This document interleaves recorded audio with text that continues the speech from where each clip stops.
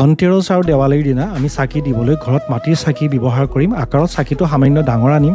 সৰু চাকি আমি ব্যৱহাৰ নকৰোঁ, এইকাৰণেই ডাঙৰ চাকি আনিলে ইয়াত এই চাকি 2-3 ঘণ্টা সময়লৈকে জ্বলি থাকিব, ফলত বাৰে বাৰে মিঠাতেল দিব লগা নহয়।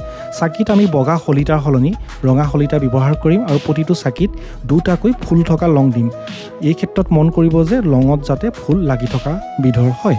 দেৱালীৰ দিনাখন আমি যি স্থানত চাকি দিম সেই স্থানত প্ৰথমে অলপমান চাউল দি ল'ম, তাৰ ওপৰতে চাকি গছ ৰাখি আমি বন্তি প্ৰজ্বলন কৰিম। এটা কথা বিশেষভাৱে মন কৰিব, দেৱালীতে হওক বা ধনতেৰছৰ দিনাই হওক, প্ৰথম গছ বন্তি কিন্তু সদায় গোঁসাই ঘৰত জ্বলিব, যি গছ ঘিউৰ বন্তি হ'ব, আৰু বাকী স্থানত দিয়া বন্তিতে মাথো আমি মিঠাতেল ব্যৱহাৰ কৰিম। ধনতেৰছৰ দিনা আমি 13 গছ বন্তি লগাবলৈ কৈছিলোঁ।